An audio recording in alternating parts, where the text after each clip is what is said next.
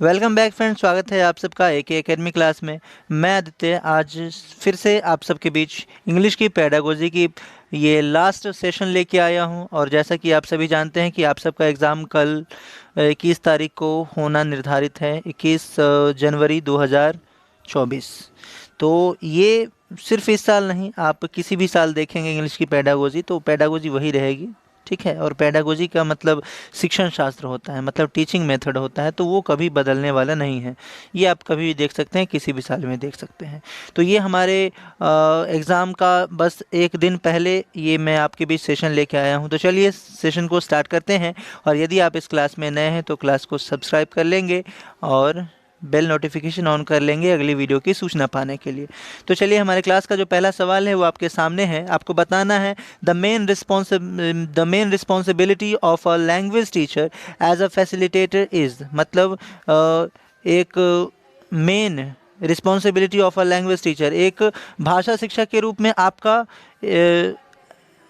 सुविधा प्रदाता का क्या काम होता है। भाषा शिक्षक के रूप में सुविधा प्रदाता यानी कि फैसिलिटेटर का, यानी कि ये सुविधा प्रदाता का क्या काम होता है। फैसिलिटेटर का मतलब होता है सुविधा प्रदाता, ठीक है, जो कि कौन होते हैं, शिक्षक होते हैं, ठीक है, कक्षा कक्ष के अंदर।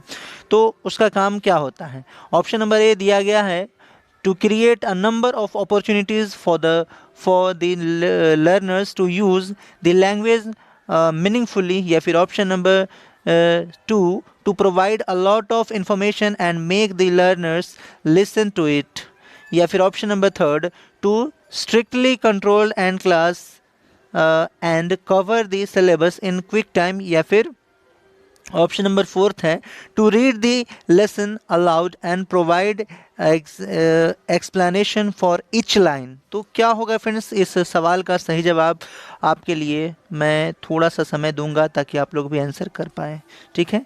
तो जल्दी से आंसर कीजिए कि इस क्वेश्चन का राइट आंसर क्या होगा। और एक बार फ्रेंड्स आप सभी से गुजारिश है कि इस वीडियो को जितना बनाने में मेहनत लगता है उतना थोड़ा सा आप लोग भी सपोर्ट कीजिए। अपने दोस्तों के बीच इस वीडियो को ज़रूर भेजिए और साथ ही इस वीडियो के लिंक को अपने अपने व्हाट्सएप स्टेटस, फेसबुक, जहाँ भी आप शेयर कर सकते हैं एक बार ज़रूर कीजिए, ताकि अपने आपके मित्रों को भी इसका लाभ मिल सके और साथ ही ये हमारा जो YouTube फैमिली है वो आगे बढ़ सके, ठीक है। तो फ्रेंड्स यहाँ पे जो, ताकि मैं आपको और बेहतर कंटेंट प्रोवाइड करवा पाऊँ, ठीक है।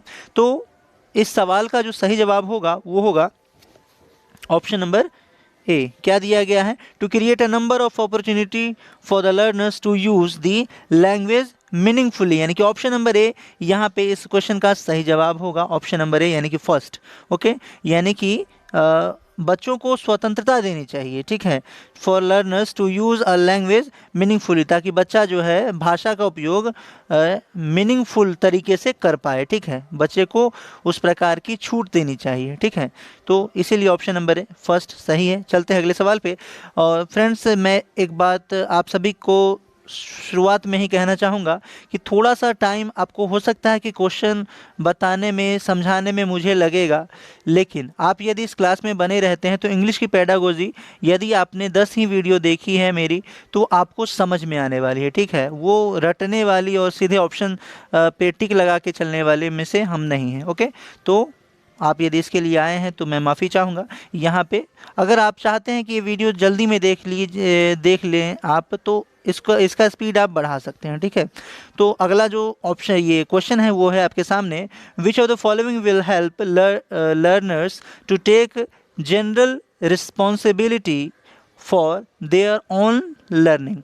Option number A supervised reading session, या फिर option number second controlled writing task, या फिर option number third peer assessment, या फिर option number fourth summative assessment. Friends आप सबको पता होगा कि फॉर्मेटिव असेसमेंट होता है, एक समेटिव असेसमेंट होता है, ठीक है। ये आप जानते होंगे कि फॉर्मेटिव असेसमेंट एक होता है, फॉर्मेटिव असेसमेंट एक होता है समेटिव असेसमेंट, ठीक है। तो फिलहाल उसको छोड़ते हैं, पहले सवाल पे आते हैं। सवाल है, which of the following will help learners to take greater responsibility for their own learning. तो इसका जो सवाल का जवाब होगा फ्रेंड्स वो होगा पीयर असेसमेंट, ठीक है, यानी कि ऑप्शन नंबर थर्ड होगा। और ये थर्ड इसलिए होगा कि सवाल पूछा गया है which of the following will help learners to take a greater responsibility for their own learning, मतलब बच्चे का खुद के शिक्षण में उसका क्या योगदान होता है ताकि वो अपनी लर्निंग को और बेहतर कर सके, इसका आकलन वो अपने पीयर ग्रुप से करता है, ठीक है बच्चा, ठीक है, अपनी पढ़ाई का आकलन अपने पीयर ग्रुप के साथ और खुद का आकलन पीयर ग्रुप के साथ करता है कि वो कितना जान रहा है, मैं कितना बेहतर जान पाया हूँ अभी तक, इस प्रकार की बातें। तो इसीलिए ऑप्शन नंबर सी यहाँ पे सही होगा, option number C. Okay, peer assessment, peer assessment मतलब बच्चे का जो कक्षा साथी है। ओके, अगला सवाल है the main purpose of assessment is, assessment का यानी कि मूल्यांकन का, असेसमेंट मीन्स मूल्यांकन, मूल्यांकन का जो मुख्य उद्देश्य होता है वो क्या होता है, किस लिए मूल्यांकन किया जाता है। फर्स्ट ऑप्शन है to ensure achievement of learners, learners की उपलब्धि को इंश्योर करने के लिए, या फिर option number second to give practice in writing, writing पे प्रैक्टिस करने के लिए, या फिर to improve their teaching learning process, teaching learning process को इम्प्रूव करने के लिए, बेहतर करने के लिए, या फिर to decide pass and fail. तो सबसे पहली बात कि ऑप्शन नंबर फोर्थ तो मतलब एकदम नेगलेक्ट कर दीजिए, या पास और फेल बच्चे को ऐसे करना ही नहीं है, ठीक है। तो चलिए पहले आप आंसर कीजिए, देखते हैं कि आप जवाब क्या देते हैं। The main purpose of assessment is, assessment यानी मूल्यांकन का मुख्य उद्देश्य क्या होता है, यह आपको बताना है। एक शिक्षक के रूप में आप मूल्यांकन बच्चे का करेंगे तो आखिर किस लिए करेंगे यह आपको बताना है। ओके, तो फ्रेंड्स यहाँ पे जो सही जवाब होगा ऑप्शन नंबर फर्स्ट, ठीक है, to ensure achievement of learners, मतलब बच्चे की उपलब्धि की परीक्षण करने के लिए। बच्चा अभी तक जो आपने पढ़ाया कक्ष में या आज तक एक सप्ताह में जो आपने पढ़ाया उसका क्या मूल्यांकन, मतलब क्या निकल के सामने आ रहा है, ठीक है, बच्चे ने अभी तक सीखा क्या है, इसके लिए मूल्यांकन यानी कि असेसमेंट किया जाता है, ठीक है। यानी मुख्य उद्देश्य असेसमेंट का यानी मूल्यांकन का यही होता है। ऑप्शन नंबर ए यहाँ पे सही होगा। यहाँ पे बी दिया गया है to give practice in writing, तो इसका कोई मतलब है नहीं कि आप राइटिंग के लिए मतलब बच्चे की राइटिंग आप चेक करें, तो नहीं। To improve the teaching learning process, तो ये टीचिंग लर्निंग प्रोसेस ये तो टीचर के लिए है ना, इसको बच्चे से क्या मतलब है। To decide pass and fail, मतलब टीचर के रूप में आप यह कभी नहीं सोच सकते बच्चे को कि सिर्फ पास और फेल करने के लिए ही आप असेसमेंट कर रहे हैं, मतलब जो बच्चा पास हो रहा है वो पास, जो फेल हो रहा है फेल, इसके लिए असेसमेंट नहीं किया जाता, ठीक है। ऑप्शन नंबर ए सही होगा। चलते हैं, और ये वाला बटन आप देख ही रहे होंगे, आप चाहे तो दबा सकते हैं अगर आपको क्लास पसंद आ रही है। चलिए हम अपने अगले क्वेश्चन पे चलते हैं। अगला क्वेश्चन आपके सामने है, क्वेश्चन नंबर 5। आपको क्वेश्चन नंबर 5 का जवाब देना है। क्वेश्चन नंबर 5 है इंस्टीड ऑफ, फोर्थ हो गया क्या, हाँ हो गया। Instead of asking question and getting answer for her learners, a teacher gives some short text and asks her learners to frame question. Her primary objective is to, मतलब teacher ने जो क्या किया, asking a question and getting answer from her learners, मतलब teacher ने एक question पूछा और वह क्वेश्चन का उत्तर, उस प्रश्न का जवाब अपने लर्नर यानी कि ये छात्रों से जानना चाहा। और teacher give some short text and ask her learners to frame questions. क्या किया टीचर ने कि जो क्वेश्चन पूछा उसका जवाब टीचर चाह रहा है बच्चों से, उसके लिए टीचर ने क्या किया कि एक छोटी सी समरी दे दी। समरी मतलब एक छोटा सा पैसेज दे दिया और बोला कि इस पैसेज में से आप उस क्वेश्चन को का आंसर ढूंढ के बताइए। हर प्राइमरी ऑब्जेक्टिव इज टू, मतलब टीचर का मुख्य उद्देश्य क्या है ऐसा करने के पीछे। ऑप्शन नंबर ए दिया गया है take their help during examination, क्या एग्जामिनेशन के समय टीचर हेल्प करना चाहता है, ऐसा कुछ दिख रहा है क्या। Option number second make the learners realise the difficulties faced by teachers in preparing question paper, तो क्या है सेकंड नंबर। या फिर option number third enhance the learners analytical and critical thinking, या फिर option number fourth train the learners as a good question paper setters. तो यहाँ पे फ्रेंड्स आंसर तो आपके सामने है, यदि आप ढूंढना चाहें तो। चलिए फ्रेंड्स जवाब दीजिए कि इसका सही जवाब क्या होगा। तो फ्रेंड्स यहाँ पे जो सही जवाब होगा ऑप्शन नंबर सी के साथ चलेंगे। यहाँ पे option number C, enhance the learners analytical and critical thinking. मतलब शिक्षक चाहते हैं कि बच्चे में क्या हो सके, analytical and critical thinking, analysis और क्रिटिकल थिंकिंग बच्चे में डेवलप हो सके। इसलिए बच्चे को छोटी सी समरी यानी कि पैसेज दिया गया टीचर के द्वारा और बोला गया कि इसी पैसेज में आपका इस प्रश्न का जवाब, जो मैंने प्रश्न पूछा उसका जवाब छिपा हुआ है। तो क्या करेंगे, बच्चे उस क्वेश्चन का जवाब ढूंढेंगे उस पैसेज में से। ठीक है, और चलते हैं। तो इसीलिए हमारे सवाल का जवाब ऑप्शन नंबर 3 होगा।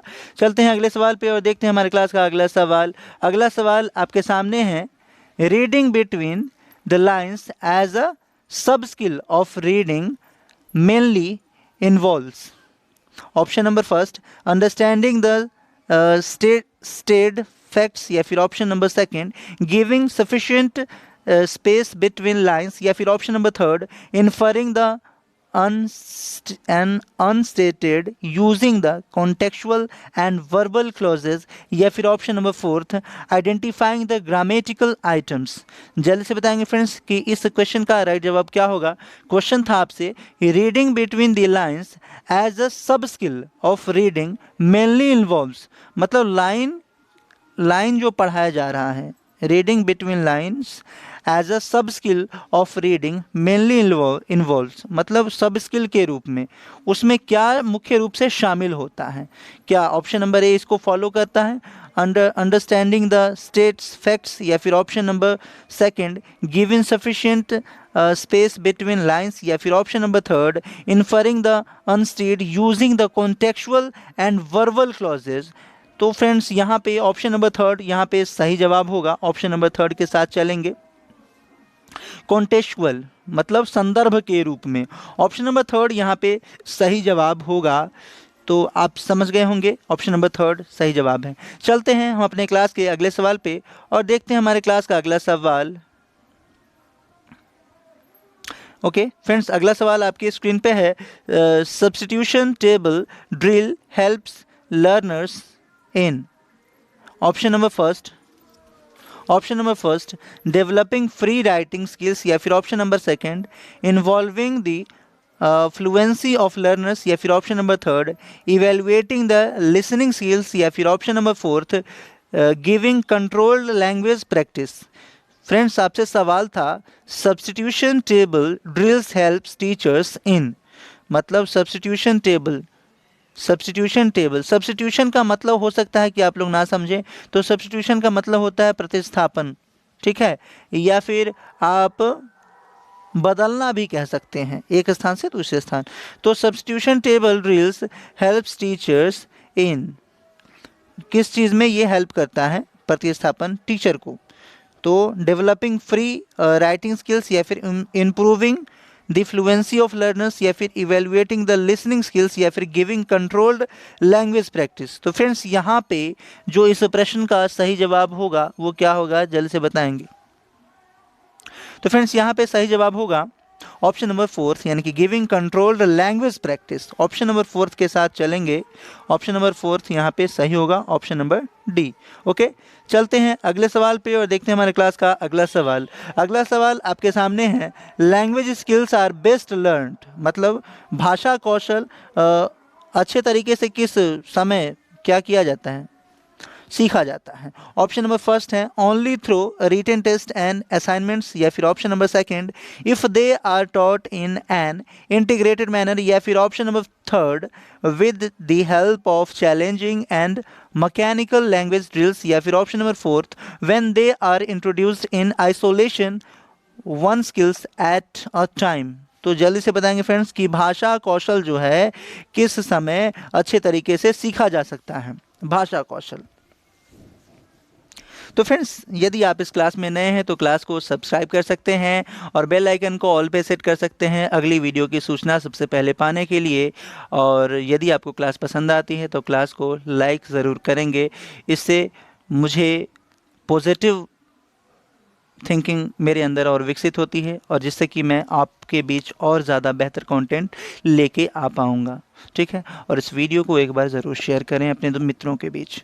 तो इस प्रश्न का जो सही जवाब होगा आपके सामने है, language skills are best learned, मतलब भाषा कौशल किस समय बेहतर सीखी जा सकती है। तो यहाँ पे जो सही जवाब होगा friends, if they are taught in an integrated manner, या ऑप्शन नंबर सेकंड के साथ मैं चलना बेहतर समझूंगा कि यदि भाषा कौशल मुख्य रूप से तभी सीखी जा सकती है जब वो एकीकृत वे में सीखा जाए। ठीक है, इंटीग्रेटेड वे में सीखा जाए, यानी कि एकीकृत वे में सीखा जाए। ठीक है, तो चलते हैं और देखते हैं हमारे क्लास का अगला सवाल।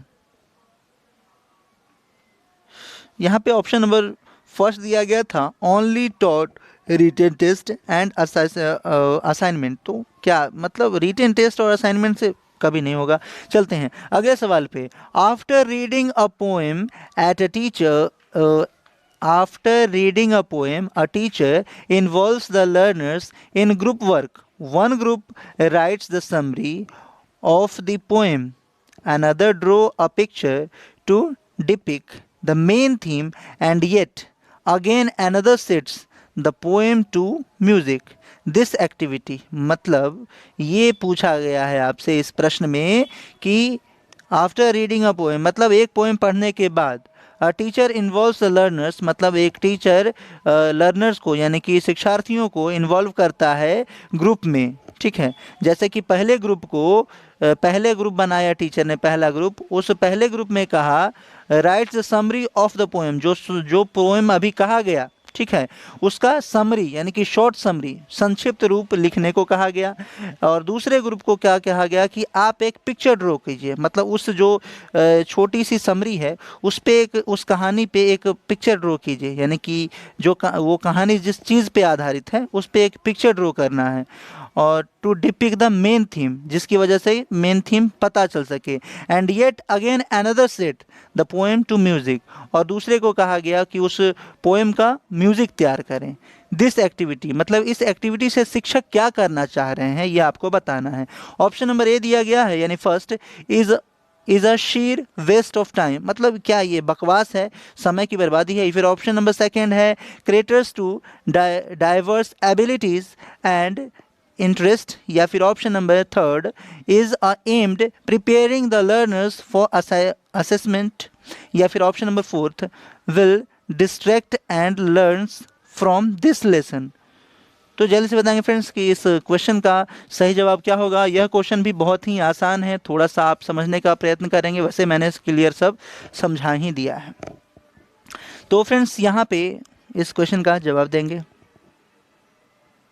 ओके फ्रेंड्स, तो इस क्वेश्चन का जो राइट जवाब होगा वो होगा ऑप्शन नंबर सेकेंड, यानी कि creators to diverse ability and interests. मतलब टीचर क्या करना चाह रहे हैं कि बच्चों का जो अलग अलग ग्रुप बनाया है उस समरी के बारे में और अलग अलग जो काम दिए गए हैं, टीचर चाहते हैं कि कौन से बच्चे के अंदर कौन सी क्षमता छुपी हुई है उस क्षमता को उजागर करना चाहते हैं। ठीक है, जिस वजह से मतलब जानना चाहते हैं, जिस वजह से क्या करेंगे, जिस वजह से टीचर क्या करेंगे कि ऑप्शन नंबर सेकंड के अनुसार, ऑप्शन नंबर सेकंड हम यहाँ पे टिक लगाएंगे। टीचर चाहते हैं कि बच्चे के अंदर जो कौशल छिपा हुआ है, जो कौशल है अंतर्निहित, वो सामने आए उभर करके।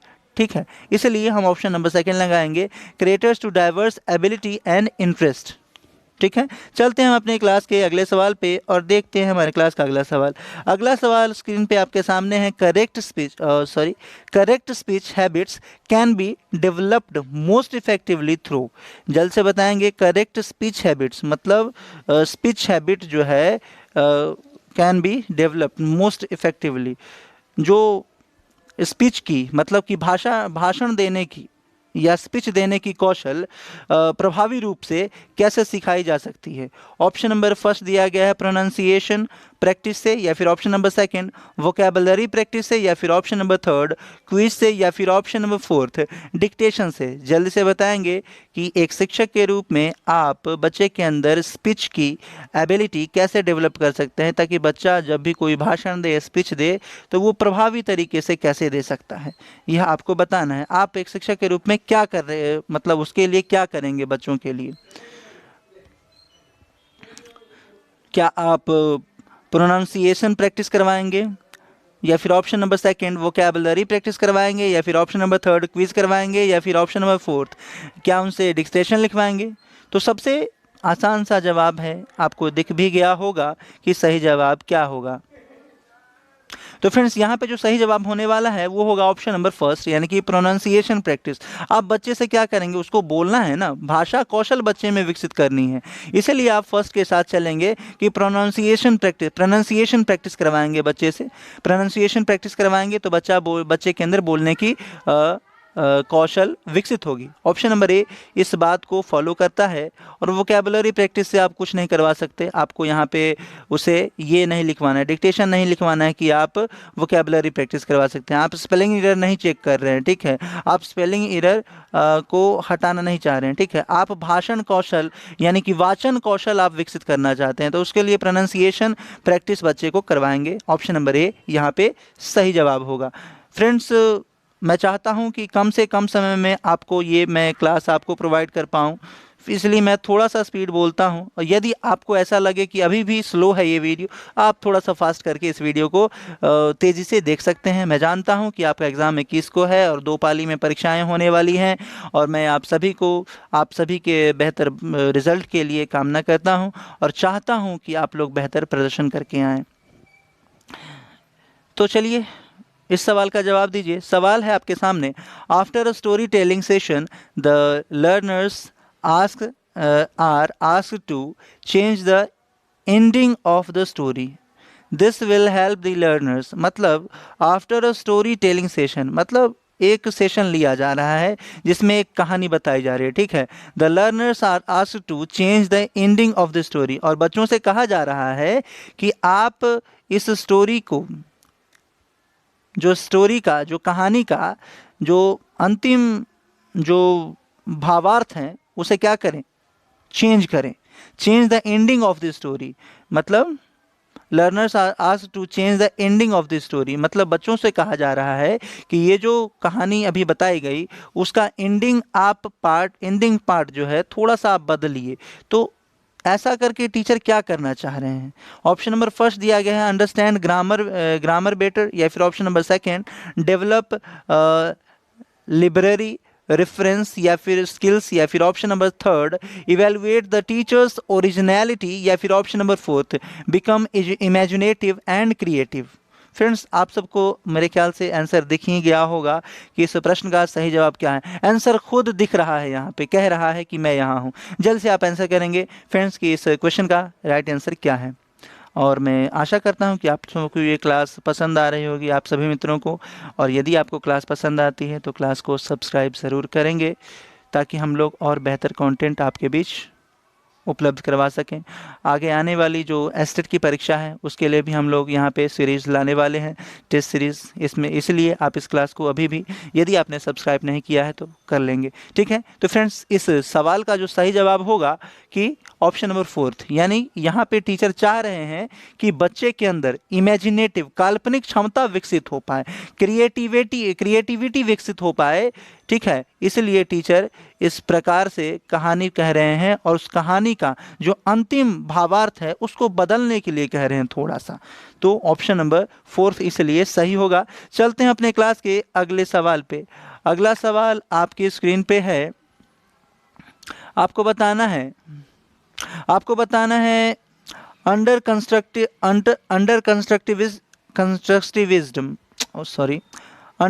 Constructivist approach to language learning, learners are engaged to. Option number first discover the rules of grammar from examples, या फिर option number second avoid errors completely, या फिर option number third practice language drills mechanically, या फिर option number fourth learn the grammar rule by rote। सवाल यहाँ पे आपसे पूछा गया था under constructivist approach to language learning learners are engage to, मतलब संरचनावादी सिद्धांत के अनुसार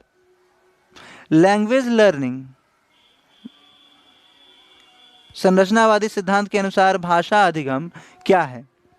लर्नर्स आर एंगेज टू, मतलब बच्चे को भाषा संरचनावादी विचारधारा के अनुसार बच्चे को भाषा की कक्षा में किस प्रकार से इंगेज किया जा सकता है, यह सवाल आपसे पूछा गया है। ऑप्शन नंबर फर्स्ट आपके सामने है, discover the rules of grammar from examples. क्या बच्चे को एग्जाम्पल से क्या करना चाहिए, रूल ढूंढने चाहिए, या फिर अवॉइड एरर्स कम्प्लीटली, मतलब एरर को कम्प्लीटली एकदम अनदेखा कर देना चाहिए, या फिर option number third, practice language drills mechanically, या फिर मतलब यहाँ पे कहा गया है कि प्रैक्टिस लैंग्वेज ड्रिल्स, मतलब भाषा का जो ड्रिल्स है उस पर प्रैक्टिस करवाया जाना चाहिए, बार बार एक ही भाषा, मतलब एक ही चीज़ को बार बार करवाया जाना चाहिए, या फिर option number fourth, learn the grammar rules by rote, मतलब जो ग्रामर के नियम है उसको क्या करवाना चाहिए, उसको बार बार प्रैक्टिस करवानी चाहिए और उसे रटवाना चाहिए।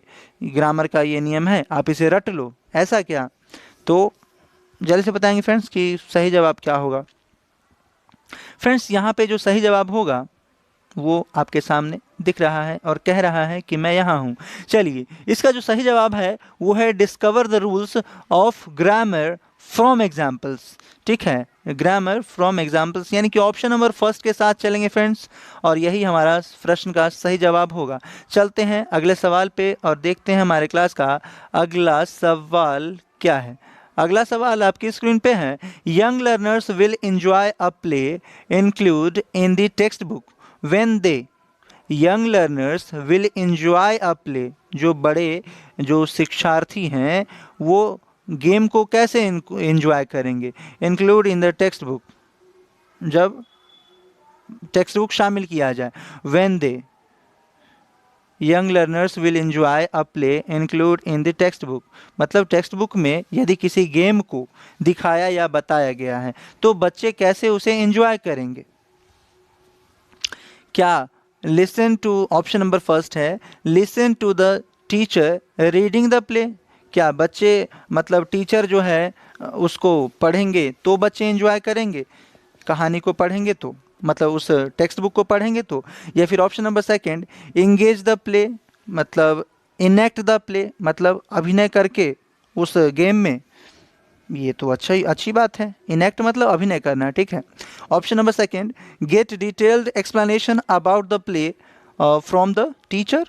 Gate detailed explanation about the play from the teacher, मतलब ये कहा जा रहा है थर्ड में कि क्या जो खेल है जो टेक्स्ट बुक में बताया गया है उसके बारे में डिटेल डिस्कशन टीचर के द्वारा मिलेगा तब, या फिर ऑप्शन नंबर फोर्थ है, रीड द प्ले साइलेंटली, मतलब क्या उस जो टेक्स्ट बुक में खेल है उसके खेल के बारे में बताया गया है, क्या उसको साइलेंटली रूप से, मौन रूप से मौन पठन करके बच्चा वो क्या करेगा, सीख पाएगा। तो यहाँ पे उस प्ले को तो नहीं। सबसे ज़्यादा और सबसे बेहतर ऑप्शन आपके सामने कह रहा है कि मैं यहाँ हूँ। चलिए, तो सही जवाब क्या होगा जल्दी से बताइए फ्रेंड्स। तो सही जवाब आपके सामने है और ये कह रहा है इनेक्ट द प्ले, मतलब बच्चे क्या करेंगे, अभिनय करके सीखेंगे। जब भी कोई प्ले की बात आ रही है तो अभिनय करके बच्चे सीखेंगे। ठीक है, जो कि टेक्स्ट बुक में दिया गया है आपके सामने, यहाँ पे जो दिया गया है ये text book, in the text book.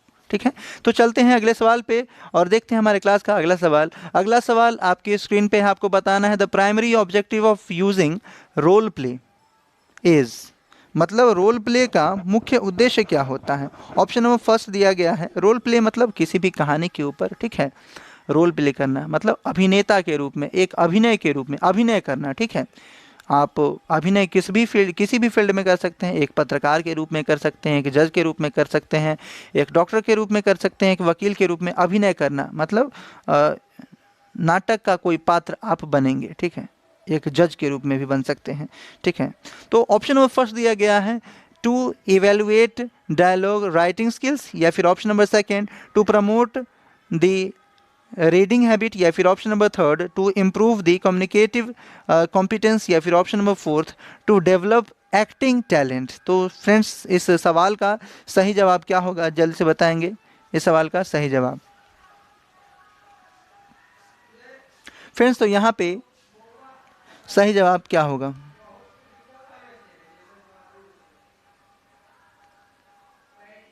तो फ्रेंड्स, यहाँ पे जो सही जवाब होगा ऑप्शन नंबर थर्ड आपके सामने है, to improve the communicative competence, मतलब बच्चे के अंदर जो है ये क्षमता आप विकसित कर पाएंगे, तभी जो है वो बच्चा क्या कर पाएगा, अभिनय कर पाएगा। मतलब सबसे पहले जो ज़रूरी है वो बच्चे में कॉम्पिटेंस का होना ज़रूरी है। कॉम्पिटेंस मतलब क्या होता है, क्षमता होता है, ठीक है। आप हो सकता है कि कुछ मित्र ऐसे होंगे जो कॉम्पिटेंस नहीं समझ रहे होंगे। तो कॉम्पिटेंस का मतलब होता है क्षमता। तो बच्चे के अंदर जो है कम्युनिकेटिव कॉम्पिटेंस विकसित करना ज़्यादा ज़रूरी है, ताकि वो अभिनय कर पाएगा। आप भी मान के चलिए कि आप एक डॉक्टर हैं, डॉक्टर के रूप में आपको अभिनय करना है, तो आपको सबसे पहले कम्युनिकेटिव स्किल होना ज़रूरी है। आप बोल पाएंगे तभी तो लोगों को आप क्या बोलना चाह रहे हैं, क्या विचार रखना चाह रहे हैं, ये समझ में आएगा। तो इसीलिए ऑप्शन नंबर थर्ड है और सही जवाब होगा ऑप्शन नंबर थर्ड, ठीक है। तो चलते हैं हमारे क्लास के अगले सवाल पे। अगला सवाल आपकी स्क्रीन पे है, when young learners ask to read a text silently they should be instructed. मतलब एक जो बड़ा मतलब एक 14-15 वर्ष का यानी कि यंग लर्नर है और वो क्या कर रहा है, ask to read a text. एक बड़े लर्नर को कहा गया एक टेक्स्ट को रीड करने के लिए, कहानी को रीड करने के लिए साइलेंटली मतलब मौन रूप से। दे शुड बी इंस्ट्रक्टेड मतलब उसे कौन सा निर्देश दिया गया है। Option number first, to stop reading whenever the encounter a difficult words और फ्रेज, या फिर ऑप्शन नंबर सेकेंड है, to infer the meaning of new words from the context and read with comprehension, या फिर option number third, to play special attention to pay special attention to grammar items used in the passage, या फिर option number fourth, to read fast even if they don't comprehend the meaning. तो friends यहाँ पे जल्दी से इस प्रश्न का सही जवाब दे दीजिए। और यहाँ पे जो है ये हमारे क्लास का अंतिम सवाल है और ये इंग्लिश का जो पेडागोजी का है ये अंतिम सेशन भी है। इसके बाद अब कोई सेशन होने नहीं जा रहा है, ठीक है। तो मैं आशा करता हूँ कि आप लोग को ये सेशन पसंद आया होगा।